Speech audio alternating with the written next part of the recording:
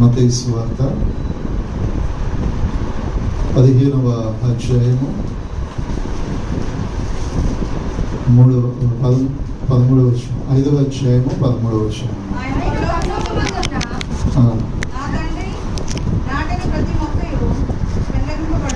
5:13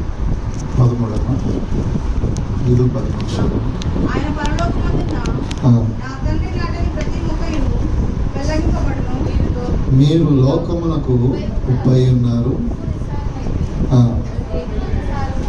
చాలు. ఇక్కడ చూడండి, పరిశుద్ధ గ్రంథము ఈ రాత్రి మీకు కొన్ని మాటలు తెలియజేస్తాను.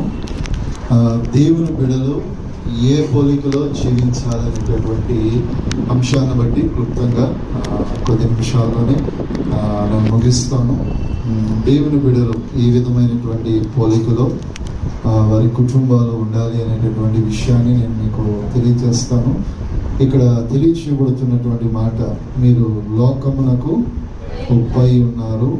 ఉప్పు విస్తారమైతే సారము పొందదు, అది బయట పారవేయబడి మనుషుల చేత తొక్కబడుటకే మరియు దేనికి పనికి రాదు. అలాగే 14వ వచనం కూడా, మీరు లోకమునకు ఏమై ఉన్నారంటే వెలుగై ఉన్నారు. చూడండి, ఈ రాత్రి దేవుని బిడ్డల యొక్క పోలిక అనే విషయాన్ని మీకు తెలియజేస్తూ మొదటి మాటలో 13లో లోకమునకు మీరు ఉప్పై ఉన్నారని, 14వ వచనంలో మీరు లోకమునకు వెలుగై ఉన్నారు. ఉప్పు అనేది ఒకవేళ నిస్సారం అయితే, ఉప్పు అనేది మనం చూడండి, ఏ కూరలో కావాలన్నా మనం ఏం ఉపయోగిస్తామో చెప్పండి అమ్మా. చికెన్లో ఉప్పు వేయకుండా వండుకుంటారా? ఏ కూర అయినా, బిర్యానీ కావచ్చు, ఏ పచ్చడి అయినా, ఏదైనా దాంట్లో ఏం కలుపుతా ఉంటామో ఉప్పునే కలుపుతాం. ఉప్పు కలిపితే ఆ ఇంటిలో చేసే ప్రతి వంటకు కూడా ఏమొస్తుంది? రుచి. అంటే ఆ రుచి అనేది అక్కడ కలగాలంటే ఆ కూరకైనా వంటకైనా ఏం దట్టించాలి? ఉప్పు అనేది దట్టించగలిగితేనే ఆ కూరకి తినేటటువంటి వ్యక్తికి ఏమొస్తుందంట? రుచి అనేది కనపరచబడుతుంది. దేవుడు కూడా ఆయనను ఆరాధిస్తున్న వారి యొక్క పోలిక, ఆయనను గణపరిచే వారి యొక్క స్వభావాలు, ఆయనను స్తుతించే వారి జీవితాలు లోకానికి ఎలా ఉండాలనుకుంటున్నాడంటే ఉప్పు వలె ఉండాలనుకుంటున్నాడు. హల్లెలూయా. ఎందుకంటే ఉప్పు వలె ఉండగలిగితే, ఉప్పు ఏ రీతిగా మానవుడు తినే ఆహార పదార్థానికి రుచినిస్తుందో, ఈరోజు క్రైస్తవుడు కూడా లోకమునకు ఏం కలుగు చేసేవాడై ఉండాలి?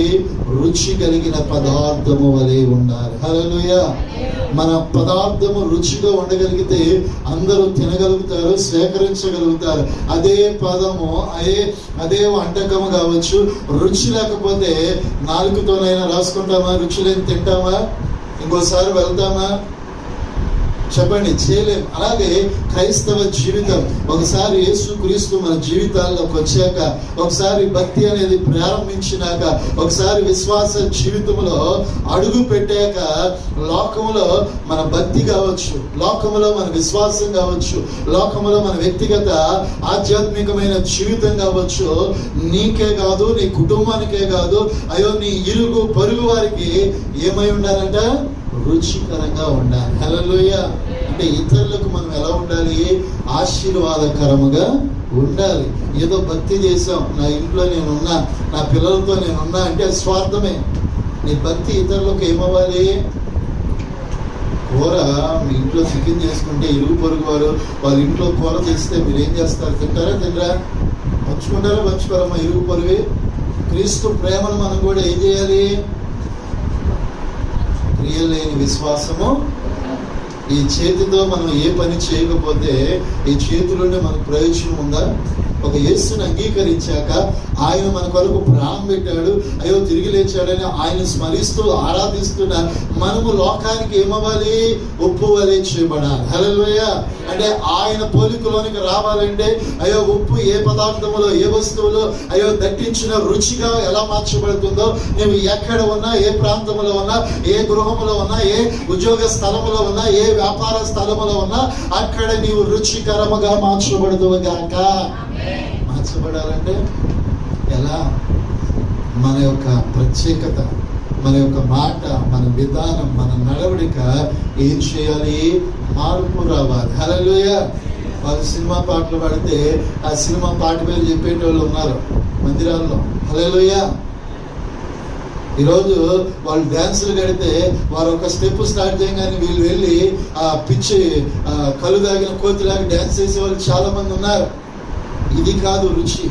రుచి ఏంటంటే వారు దుఃఖములో, కష్టములో, బాధలో ఉన్నారని వారు మనస్సుని ఎరిగి యేసు క్రీస్తు ప్రేమను పంచటం. హల్లెలూయా. నా దేవుడైన యేసు దగ్గరికి రండి, మీ బ్రతుకులు బాగు చేయబడతాయి, మీ బిడ్డలు బాగు చేయబడతారు. అయ్యో ఒక్కసారి నా పక్షాన, నా కుటుంబ పక్షాన, నా బిడ్డల పక్షాన దేవుడు చేసిన మేలును వారికి నీవు నేను ఏం చేయాలంట? పరిచయం చేయాలి. హల్లెలూయా. అయ్యో ఉప్పు ఏ రీతిగా రుచికరంగా ఉంటుందో క్రైస్తవుడు ఒక ఉద్యోగంలోనైనా, ఒక వ్యాపారంలోనైనా, అయ్యో అతడు నిలిచి ఉన్న ప్రతి స్థలంలో కూడా ఏమై ఉండాలంట?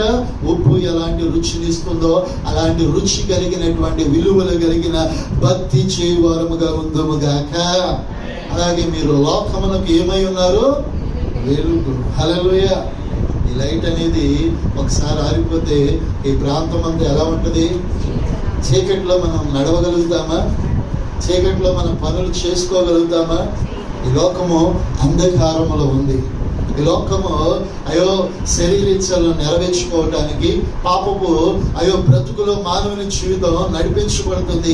అయ్యో పైకి వస్త్రాలు, అయ్యో పైకి బిల్డింగ్లు, పైకి ఆస్తి, ధనము, అయ్యో కావాల్సినంత ధనాగారం ఉంది. కానీ ఈరోజు మనుషులకు నెమ్మది లేదు, సమాధానం లేదు, ఆరోగ్యం లేదు, దీవెన లేదు.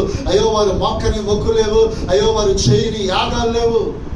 ఎందుకంటే సత్యమును వారు గ్రహించగా ఇంకా వారు ఎలా బ్రతుకుతున్నారు? చీకట్లోనే బ్రతుకుతున్నారు. సత్యము వారి దగ్గరికి వస్తే ఆ సత్యాన్ని ఎదురిస్తున్నారు, కాళ్ళతో అయ్యో తన్నుతున్నారు. అయితే యేసు క్రీస్తును అంగీకరించినప్పుడు ఆయన అంటున్నాడు, ఇదిగో నేను లోకమునకు వెలుగై ఉన్నాను. ఆయన వెంబడించువాడు చీకటిలో నడవక ఎలా వస్తాడంట? వెలుగులో నడిపించబడతాం. ఇప్పుడు మనకు కూడా దేవుడు అంటున్నాడు, అయ్యో మీరు లోకమునకు ఏమై ఉన్నారు? నేను వెలిగించాను, నా ప్రాణమును ఆఖరి రక్తపు బొట్టు వరకు మీ కొరకు క్రయధనంగా పెట్టి మీ బ్రతుకులను నేను వెలిగించా. ఇప్పుడు మనము లోకాన్ని ఏం చేయాలి? ప్రభు కొరకు వెలిగించాలి. హల్లెలూయా. ఎవరి కొరకు వెలిగించాలి? యేసు క్రీస్తు కొరకు వెలిగించాలి. అయ్యో ఒక ట్యూబ్ లైట్, ఈ కాలంలో ఇంటింటికి దీపము, అయ్యో ఇంటిలో ఎక్కడ మూల దాగిన ఏముంది? ఈ ట్యూబ్ లైట్లు ఉన్నాయి, ఎల్ఈడి లైట్లు ఉన్నాయి. ఒకప్పుడు మన భారతదేశం యొక్క స్థితి ఏంటంటే వీధి దీపాల దగ్గర చదువుకున్న వారు ఐఏఎస్ చేశారు. అయ్యో ముందు మంచి మంచి స్థానాల్లో ఆ వీధి దీపం ఎక్కడ ఉండదు అక్కడికి జనాలు ఏమయ్యేవారు అంటే వెలుగు దగ్గరికి చీకట్లో ఉన్న వారు ఏమయ్యారు? వెళ్ళారు, వెంబడించారు, జ్ఞానోపదేశం పొందారు. యేసుక్రీస్తు లోకానికి వెలుగు, నీవు కూడా లోకానికి వెలుగుగా ఉండాలి. హల్లెలూయా. అంటే నీ యొద్దకు వచ్చి యేసుక్రీస్తు ప్రేమను తెలుసుకోవాలి, యేసుక్రీస్తు యొక్క రక్షణానందము తెలుసుకున్నట్లుగా నీవు నీ ప్రాంతంలో ప్రకాశించుదువుగాక. ప్రకాశించాలంటే ఎప్పుడు మనం కూడా మండుతూ ఉండాలి. హల్లెలూయా. పొయ్యిలో ఒక కట్టె పెడితే దాని మీద ఏదైనా కొండ పెడితే ఆ ఆహారం అవుతుందా? వెంటనే ఆ కట్టెకి ఇంకొక కట్టె, ఆ కట్టెకి ఇంకొక కట్టె సరిపోతే మంట ఏమవుతుంది? మండుతుంది. ఈరోజు కుటుంబాల దగ్గరికి వెళ్ళేసరికి మండట్ల ఆరిపోయిన దీపాలు. ఒకరు ప్రార్థన చేస్తే ఇంకొకరు ఏం చేయరు? ప్రార్థన చేయరు. ఒకరు దేవుని సన్నిధికి వస్తే ఇంకొకరు ఏం రారు? దేవుని సన్నిధికి రారు. అయ్యో ఒకరు భక్తి చేస్తే ఇంకొకరు ఏం చేస్తున్నారు? వెటకారం చేస్తూ ఉన్నారు. ఈరోజు అయ్యో మనం మండకపోతే, అయ్యో మనం మండించకపోతే ఇతరులు యేసుక్రీస్తు అనే వెలుగు కలిగిన మీ వద్ద నుంచి వారు యేసుక్రీస్తు దగ్గరకు రారు. ఇంట్లో ఇద్దరున్నా, నలుగురున్నా, ముగ్గురున్నా అందరూ ఏకీభవించి ప్రార్థనని మంట వేయాలి. హల్లెలూయా. ఉద్యోగం చేసిన, వ్యాపారం చేసిన ఈ ధూప అయ్యో ధ్వని ఎల్లప్పుడూ మండుచు ఎక్కడికి వెళ్ళాలి? ప్రభు దగ్గరికి వెళ్ళాలి. ఈ మంట ఎక్కడ మండితేనే అక్కడి నుంచి అద్భుతాలు మీ ఇంట్లో ప్రవహించును గాక. ఈ ధూప అర్పణ వేయబడాలి ప్రతి ఇంటిలో. మండాలి. అప్పుడు మండితేనే వెలుగుగా మార్చబడతాం, ఆశీర్వాదకరంగా మార్చబడతాం, దీవెనకరంగా మార్చబడతాము గాక. అలాగే కీర్తన గ్రంథము 1వ అధ్యాయము 3వ వచనాన్ని చూడండి. అతడు నీటి కాలువల ఎవరైనా నాటబడిన వాడే, ఆకు వాడక ఫలమిచ్చు చెట్టు వలె నుండును.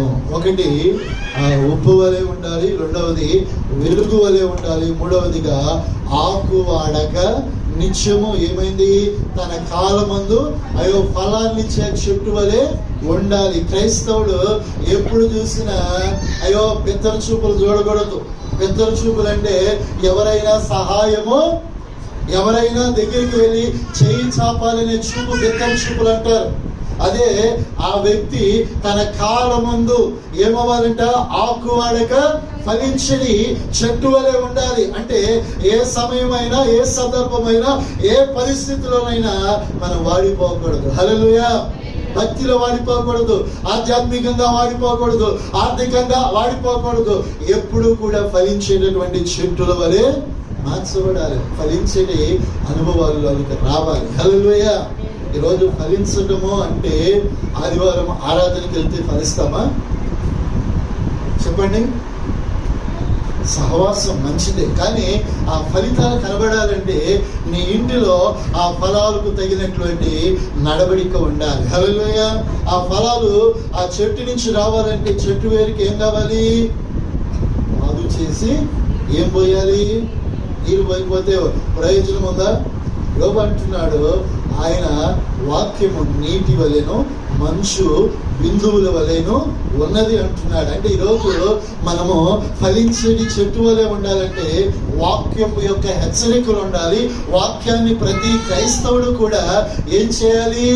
ధ్యానించాలి. ఈరోజు చాలా మంది ఆదివారం మందిరానికి వస్తారు, కానీ ఈ గ్రంథాన్ని ఎత్తి 1 గంట అయినా, 1 పావు గంట అయినా, 1 అర్ధ గంట అయినా ధ్యానిస్తున్నారా?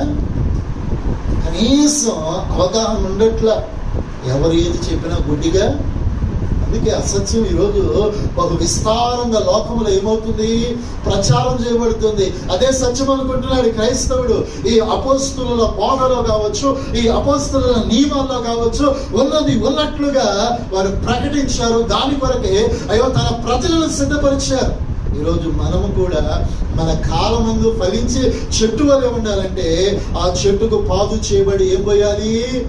వాక్యం. వాక్యం మీరు ఎల్లప్పుడూ నీ ఇంటిలో ధ్యానించు. వాక్యం ఎల్లప్పుడూ నీ ఉద్యోగ స్థలంలో ధ్యానించు. నీవు నిలిచి ఉన్న ఏ స్థలంలోనైనా ఈ గ్రంథాన్ని ఎత్తి ధ్యానించగలిగితే తన కాలమందు. హల్లెలూయా.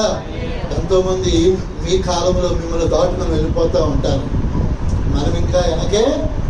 కారణం ఏంటంటే నీరు అనే వాక్యము సహవాసము. వాక్య సహవాసం ఏంటంటే మనం ఫలించడానికి, అభివృద్ధి చెందడానికి సకల పోషణ కావలసిన గుణాలన్నీ ఇందులోనే ఉన్నాయి. ఈరోజు రాజ్యాంగం అయినా కావచ్చు, చాలా మంది మన భారత రాజ్యాంగాన్ని రచించిన ఇంచుమించు అంబేద్కర్ గారు కావచ్చు, ఆయనతో ఉన్న 250 మంది కావచ్చు, ఒక మాట చెబుతా ఉన్నారు. ఏంటంటే ఈ పరిశుద్ధ గ్రంథం, దేవుని వాక్యం నాకు ఎంతో స్ఫూర్తిదాయకముగా ఆ మాటలు ఉన్నాయని. హల్లెలూయా. ఎందుకంటే ప్రతి వ్యక్తిని కూడా ప్రోత్సహిస్తుంది. ఇలా బ్రతకాలి, ఇలా చేయాలి, ఇలా ఉంటే జీవితం బాగుపడుతుందని వాక్యపు హెచ్చరికలు ఉన్నాయి. కాబట్టి ఈ వాక్యాన్ని నువ్వు ధ్యానిస్తే ఎలా బ్రతకాలి, నీ జీవితంలో ఎలా వ్యాపారం చేయాలి, ఎలా జ్ఞానంగా నడుచుకోవాలి, ఏ రీతిగా బ్రతకాలని లౌకికాన్ని కూడా వాక్యం తెలియజేస్తా ఉంది. హల్లెలూయా. హల్లెలూయా. రాజులు ఏలటానికే జ్ఞానం ఇచ్చిన దేవుడు మనం చేసే పనుల్లో మనలో బలపరచడానికి జ్ఞానం కూడా ఇస్తాడు. హల్లెలూయా. కాబట్టి తన కాలమందు ఫలమిచ్చే చెట్టుల వలె మనమందరము నడిపింపబడుదుము గాక. అలాగే చదువుకుందాం. 1 కొరింథీయులకు రాసిన పత్రిక అపొస్తలుడైన పౌలు 12వ అధ్యాయము 12వ వచనాన్ని కూడా చదువుకుందాం.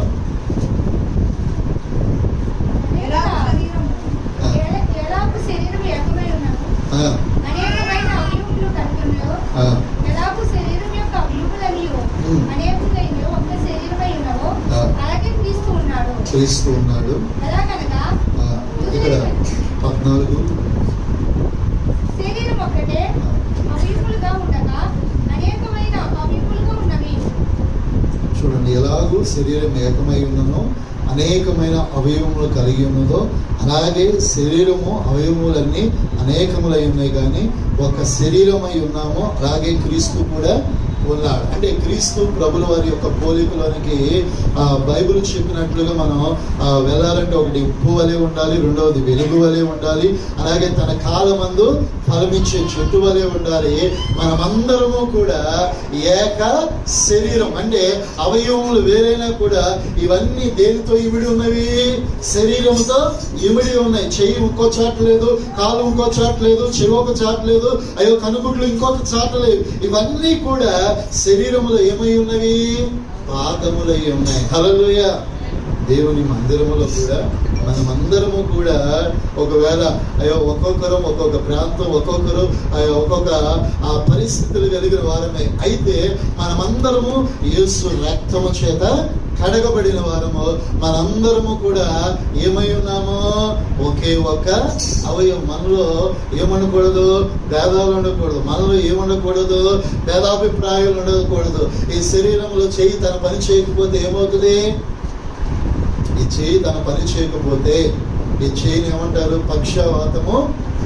ఈ చెయ్యి బరువెత్తవలసి మనకి సహకరించిన ఈ చెయ్యి తన పనిని చేయకపోతే, చెయ్యి పడిపోతే ఏమవుతుంది? మానవునికి చేయగలుగుతాడా? బలమైన రాయిని ఎత్తగలుగుతాడా?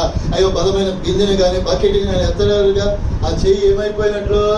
అయ్యో జీవము లేని, అయ్యో చనిపోయినది వలె. అలాగే సంఘంలో ప్రతి సభ్యులము కూడా యేసు రక్తము చేత కడగబడిన మనము ఒకే ఒక అవయవము. హల్లెలూయా. ఆ అవయవము ఒక్కొక్క భాగాలు ఉండొచ్చు, కానీ అవన్నీ కూడా యేసు క్రీస్తులో ఏమై ఉన్నాయి? ఇమిడిపోయిన వారు. కాబట్టి మనమందరము కూడా ఐక్యతతో దేవుని సన్నిధిలో ఏం చేయబడాలి? నడిపించబడాలి. హల్లెలూయా. అయ్యో ప్రతి అవయవము కూడా శరీరానికి ఎంత అవసరమో సంఘానికి మనమందరము కూడా అంతే అవసరమైన వారమై ఉన్నాం. హల్లెలూయా. చివరికి ఇంకొక మాట చదువుకుందాం. యాకోబు పత్రిక 2వ అధ్యాయము 5వ వచనం ఒకసారి చదువుతాము. ఆలకించుడి.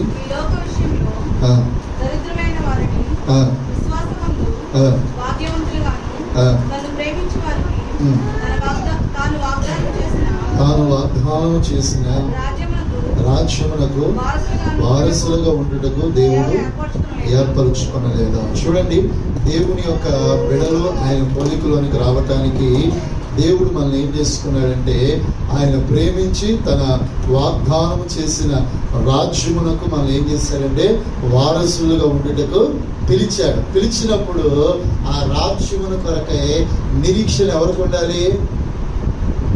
చెప్పండి అమ్మా, నిరీక్షణ ఎవరికి ఉండాలి? భక్తి చేయడం ఎంత ముఖ్యమో, ప్రార్థన చేయడం ఎంత ముఖ్యమో, ఇలాంటి ప్రార్థన కూడికలు ఎంత పార్టిసిపేట్ చేయడం ఎంత ముఖ్యమో, అలాగే దేవుని రాజ్యం కొరకు నిరీక్షణ కూడా ఏమై ఉండాలి? క్రైస్తవుడు కలిగి ఉండాలి. హల్లెలూయా. హల్లెలూయా. అంటే ఆ నిరీక్షణ మనకు లేకపోతే పరలోక రాజ్యానికి చేరడానికి మనకేం కలగదు? అవకాశము లేదు. ఎందుకంటే ఈరోజు చాలా మంది భక్తి చేస్తున్నారు కానీ, ప్రార్థన చేస్తున్నారు కానీ, నడిపించబడుతున్నారు కానీ దేవుని రాజ్యం గురించిన ఆపేక్ష తగ్గిపోతుంది. ఇదిగో దేవుడు వస్తున్నాడు అంటున్నాడు కానీ అయ్యో 2024 సంవత్సరాల నుంచి వినబడుతున్న అదంతే కదా అని మౌనంగా ఉంటున్నారు.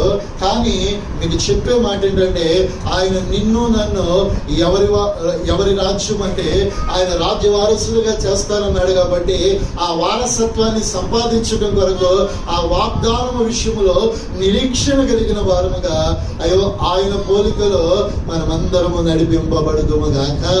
ఎల్లప్పుడూ కూడా మన ప్రార్థనలో ప్రభువా అయ్యా మమ్మలను మా కుటుంబాలను సరిచేస్తూ అయ్యో వాక్య హెచ్చరికలతో పాటు రాజ్యము కొరకు ఏం చేయాలంట? నిరీక్షణ కలిగి ఉండాలి. దేవుడు ఒక రిక్వెస్ట్ ఏంటి? నా స్వజనులు యెరూషలేము తట్టు మీ చేతులు ఎత్తి ప్రార్థన చేయమంటున్నాడు. మానక మనం ఏం చేయాలి? ప్రార్థన చేయాలి. అది నా ప్రభు అయిన యేసయ్య యొక్క ఆకాంక్ష. కాబట్టి ప్రతి క్రైస్తవుడు దేవుని పోలికలో అయ్యో ఉప్పు ఎంత రుచికరంగా ఉంటుందో, వెలుగు వలన ఎంతమంది జీవితాలు ఆశ్రయం అవుతుందో, ఆయా తన కాలమందు ఫలమిచ్చే అయ్యో చెట్టు వలె, అయ్యో క్రీస్తు యేసులో ఒక అవయవముల వలె రాజ్యము కొరకు అయ్యో మనం నడిపించబడే వారమై ఉందుము గాక. అంటే కృప మనందరికీ దేవుడు దయచేయును గాక. ప్రార్థన చేసుకుందాం. మోకరించి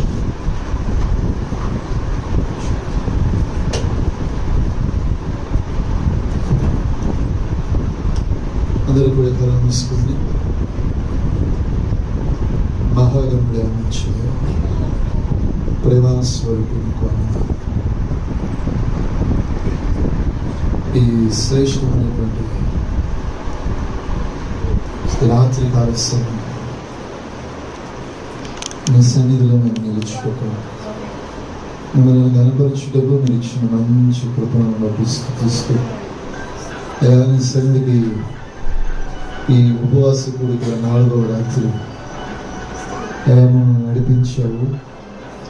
నడిపించున్నాను బట్టి స్తుతిస్తూ ప్రతి వారం కూడా ప్రభా బైబిల్లో నువ్వు ఏ రీతిగా ప్రభా నీ పోలికలో మేము ఉండాలో ఆ విషయాలను మీరు మాకు తెలియజేశావు. ఆ పోలికలో ఉండటానికి ఉప్పు